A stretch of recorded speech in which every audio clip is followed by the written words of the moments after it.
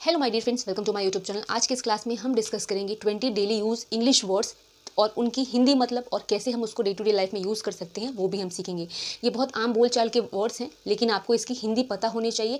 तो आज की इस क्लास में हम डिस्कस करने जा रहे हैं ऐसे ही कुछ वर्ड्स को। तो आप क्लास को एंड तक देखना। क्लास समझ में आए तो वीडियो को लाइक और चैनल को सब्सक्राइब कर लेना।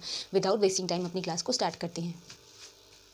सो my dear friends, 20 daily use words की इस क्लास में सबसे पहला वर्ड है मर्सी। मर्सी का मतलब होता है दया।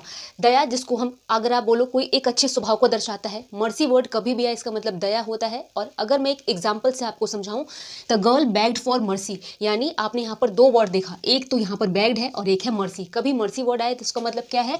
दया है। बेग्ड मतलब होता है कुछ भी मांगना, ठीक है, मांगना। लड़की जो है दया मांग रही थी, दया की भीख मांग रही थी। बैग मतलब ये भी होता है, ठीक है। तो कभी भी मर्सी वर्ड आपके डे टू डे लाइफ में आप सुनो या आपको कभी बोलना हो तो इसका मतलब दया होता है। दूसरा वर्ड है एडमायर। एडमायर को हम प्रेज करना भी कहते हैं, जिसको हम प्रशंसा या तारीफ करना भी कहते हैं। तो कभी एडमायर वर्ड आए इसका मतलब क्या है? किसी की तारीफ करना या प्रशंसा करना।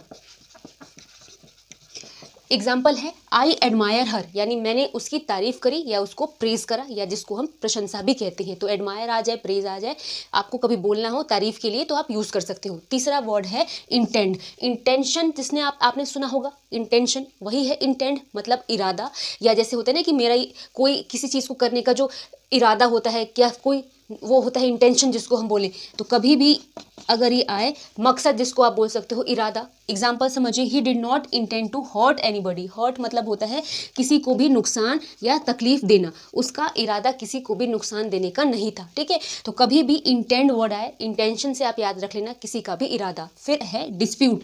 डिस्प्यूट होती है कलह या विवाद, या जिसको झगड़ा कहते हैं। तो कभी भी डिस्प्यूट वर्ड आए इसका मतलब होता है झगड़ा या तो कोई भी विवाद होना, ठीक है। अब एग्जाम्पल है the worker union is in dispute with manager, यानी जो वर्कर यूनियन के लोग थे उनकी मैनेजर के साथ में विवाद था या झगड़ा था या है। तो समझो, अगर मैं बात करूं इज की, तो यहाँ पर प्रेजेंट टेंस है, इसीलिए है की बात होगी। था कब होता? जब यहाँ पर वॉज होता। तो एक पॉइंट ये भी आपके लिए ऐड हो गया। किसी स्टेटमेंट में इज है तो प्रेजेंट का है, वॉज है तो पास्ट का है। कहने का मतलब है चार वर्ड जैसे मर्सी कभी भी है इसका मतलब दया होता है। एडमायर मतलब किसी की प्रशंसा या तारीफ करना होता है। तीसरा है इंटेंड, जिसको हम इरादा कहते हैं या कोई मकसद कहते हैं। और चौथा है डिस्प्यूट, जिसको हम डिस्प्यूट का मतलब झगड़ा या कलह कहते हैं। अब देखो आगे के वर्ड्स। अगला वर्ड है ट्रेडिशन। ट्रेडिशन मतलब जो परंपरा होती है, रीति रिवाज होते हैं। जैसे आपने सुना होगा कि ट्रेडिशनल गाने, या तो ट्रेडिशन उस समय का ये था, तो ट्रेडिशन का मतलब रीति रिवाज या परंपरा होता है। कभी भी ये वर्ड आए तो आप बोल सकते हो, या आपको कभी बोलना हो तो आप यूज कर सकते हो। परंपरा या रीति रिवाज के लिए ट्रेडिशन यूज होता है। जैसे I truly enjoy your family tradition, यानी मैं अपने परिवार की जो परंपरा है या रीति रिवाज हो उसको बहुत अच्छे से इंजॉय करता हूँ या करती हूँ। नेक्स्ट है पैशन। पैशन वर्ड का मतलब जुनून होता है। कभी भी पैशन आए तो इसका मतलब क्या है? जुनून। He spoke with great passion, किसी चीज का करने का आपका उत्साह या जुनून पैशन कहलाता है, ठीक है। किसी भी काम को करते हैं तो पैशनेट होकर करते हैं, आपने ये भी सुना होगा। तो कभी पैशन वर्ड आए, आपको जुनून बोलना हो तो पैशन का यूज करोगे। अगला है सडनली। सडनली का मतलब बिल्कुल अचानक, जिसको आप इमीडिएटली भी बोलते हो, अचानक बोलते हैं, ठीक है। He set down suddenly. Set down का मतलब नीचे बैठ जाना, वो अचानक ही नीचे बैठ गया, ठीक है। तो कभी भी सेट डाउन आए इसका मतलब नीचे बैठना होता है, और सडनली का मतलब अचानक होता है। फिर नेक्स्ट वर्ड है एक्सटेंड। एक्सटेंड करना, किसी चीज को बड़ा कर देना, बढ़ाना या तो इंक्रीज करना जिसको बोलते हैं। जैसे आपने सुना होगा कि छुट्टियां एक्सटेंड हो गई हैं, यानी बढ़ गई हैं। तो एक्सटेंड का मतलब क्या होता है? बढ़ जाना या बढ़ना। The table extends to 8 feet in length, यानी जो टेबल थी वो कितनी बढ़ गई? 8 फीट लेंथ में बढ़ गई, ठीक है। तो कभी आपको ऐसा वर्ड आए एक्सटेंड से तो इसको बढ़ना से आप समझ सकते हो। अगला है एंशिएंट। एंशिएंट क्या होता है? जो चीजें पुरानी या प्राचीन हो, ठीक है। तो कभी भी एंशिएंट वर्ड आए इसका मतलब पुरानी या जिसको हम प्राचीन कहते हैं। Rome is famous for ancient architecture, यानी रोम जो एक शहर है, ठीक है, वो किस लिए प्रसिद्ध है? आर्किटेक्चर के लिए। वहाँ की बिल्डिंग, वहाँ के जो मकान बने हैं, वहाँ के जो आर्किटेक्चर्स है वहाँ के लिए फेमस है, ठीक है। लेकिन एंशिएंट वर्ड किस लिए है? एंशिएंट होता है पुराने के लिए, पुरानी आर्किटेक्चर के लिए फेमस है। अब देखो आगे के वर्ड्स। फॉरगेट। कभी भी फॉरगेट वर्ड है इसका मतलब भूल जाना होता है। फॉरगेट मतलब किसी भी चीज़ को भूल जाना होता है। कभी भी आपको बोलना हो भूल जाओ या भूल जाना तो फॉरगेट बोलते हैं। जैसे बोलते हैं डोंट फॉरगेट मी, या तो फिर कभी मुझे मत भूल जाना को बोलते हैं। या तो अगर मैं एग्जांपल बोलूँ don't forget to subscribe my channel, यानी मैं अगर बोलना चाहूँ कि मेरे चैनल को सब्सक्राइब करना मत भूल जाना, तो फॉरगेट से मैं बना सकती हूँ। तो फॉरगेट का मतलब भूल जाना होता है। अगला है ग्रीडी।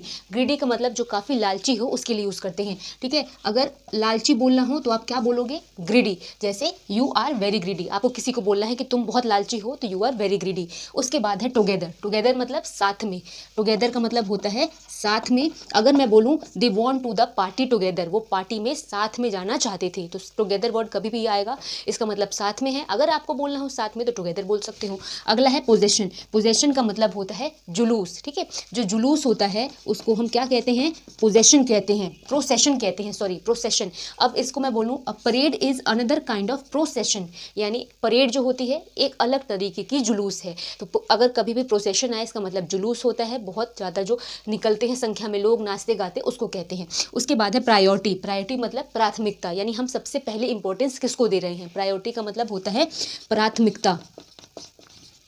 प्राथमिकता मतलब किसी को हम ज़्यादा इंपॉर्टेंस देते हैं। Family is my first priority, यानी किसी अगर कोई बोल रहा है कि जो मेरा परिवार है मेरी पहली प्राथमिकता है। तो आपने कौन कौन से वर्ड सीखे, फॉरगेट मतलब भूल जाना, नेक्स्ट है ग्रीडी मतलब लालची, फिर है टुगेदर मतलब साथ में, उसके बाद है प्रोसेशन मतलब जुलूस होता है, और प्रायोरिटी होती है प्राथमिकता। देखो आगे के वर्ड्स।